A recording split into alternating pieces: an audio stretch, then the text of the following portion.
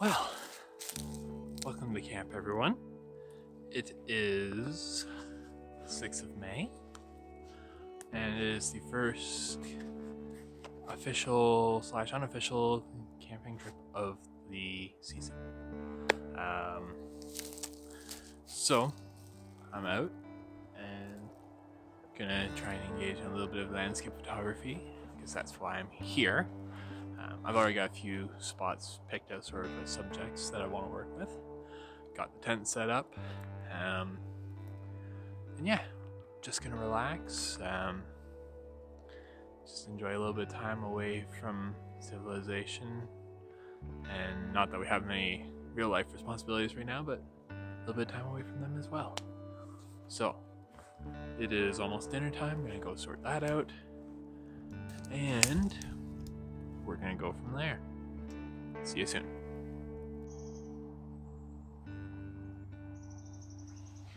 Good morning, everyone. How's it going today? Well, I say morning, it's evening when you see this, but it is 7 a.m. here on the 7th of May. So it is time to get out and go shooting. You can't see it, but the sun is just coming through the tops of the trees here now. Local sunrise was just a few minutes ago. So I've got a couple of things that I want to try and photograph this morning. So gonna get out, try and get that, and then I think we're going horseback riding later, so we're gonna see what we can do here as far as timing goes. But yes, it's time to get out and get started. Alright, so let's go.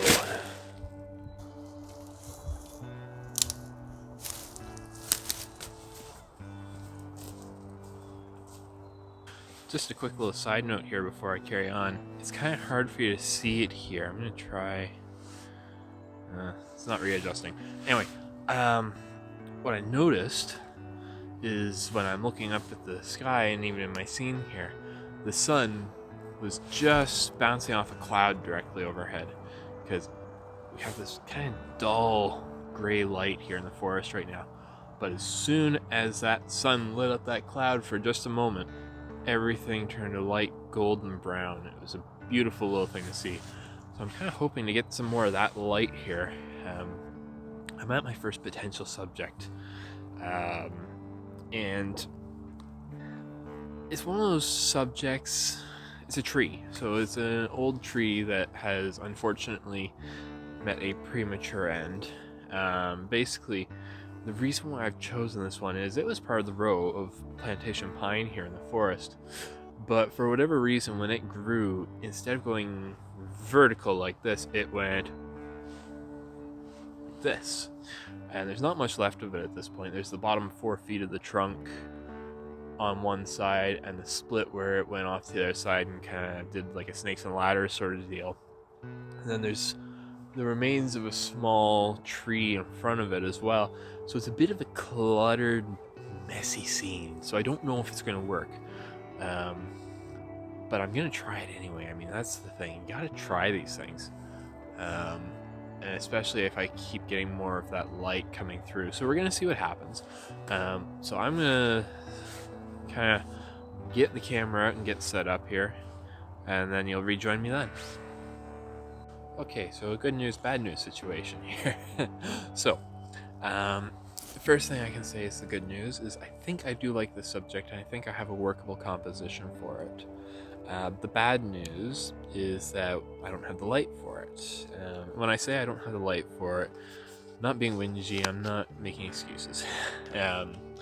But everything here is still in shadow, so the forest is still completely in shadow where I am. There's just the odd little ray of sun coming through. There's not much to go with. So what I'm going to do is I'm going to wander to the other side of the forest, because on the other side, near the base of the hill, the forest is open and exposed to the rising sun.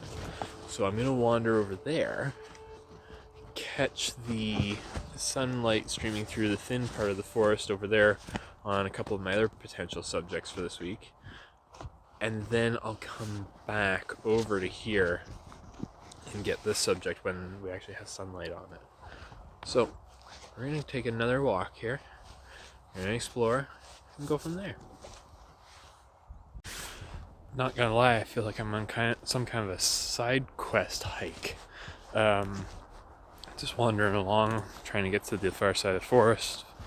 And every time I look around, I'm seeing streams of sunlight coming through the trees with potential new compositions. So I've stopped a few times now, actually trying to find something new to shoot. And I've shot a couple things. I don't know that any of them are gonna stick, so to speak. I don't know that any of them are kind of what I'm gonna go with in the end. But it's been kind of fun because I've just been wandering and I keep seeing new things and trying something different. So I'm gonna keep wandering and doing that because that might be more productive than some of the things I had planned for shots. I don't know. So we are gonna go and see what turns up. Alright, so I have successfully made it from that side of the forest to this side of the forest. I'm within 50 feet of the edge of it, actually. Had a little bit of a pit stop on the way. Nearly had a little bit of a meet and greet with the horses, but they were not feeling very brave about coming to the edge of the forest this morning, so that's okay. I found, if I am 10 feet, 15 feet away from, there's a tree just over here that I had intended to shoot. And I somehow walked past the tree 15 feet away from it twice now and kind of overlooked it as a subject. I don't know if it's going to work. I like to go for simple things. As you can tell, like the tree I photographed that I've kind of used as my topic and subject for the last 2 weeks. I like simple things. It's a clean, simple tree in a fairly clean scene. And I enjoy that stuff. This one is not clean. It is incredibly busy, actually. And so I'm like, I don't know about this as a subject. I don't know. But at the same time, it kind of has a story to tell. So I think if I can capture that, then I can kind of work with it. You see, this forest, I know I've mentioned it before, but this forest I'm in, it's an older forest. It's at least dating back to the 70s, if not older. And the trees were never properly, the forest was never properly maintained because it was plantation pine. They're supposed to clear out every 15, 20 years or so. They're supposed to come through and clear out a number of trees. Generally, you do every other, take out a row, every other, whatever the number is, until you're left with a strong forest that allows the smaller trees to grow in, and eventually it converts into a normal forest made up of species of trees that are native to the area. And it's a very long-term project when they run one. And this one has never been maintained ever. They have never once done a cutting in here in the 40, 50 plus years it's been standing.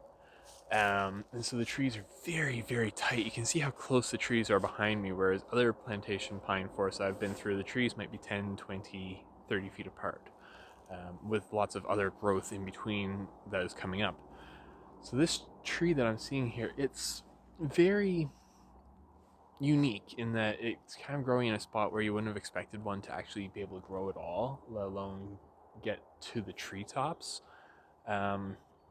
Unfortunately, the tree did eventually succumb to lack of light from the pines, but it is here. The reason why I've commented on all of this stuff is because there's so much deadfall off these pines. The branches break off and they just fall to the ground. The forest floor is just littered with debris.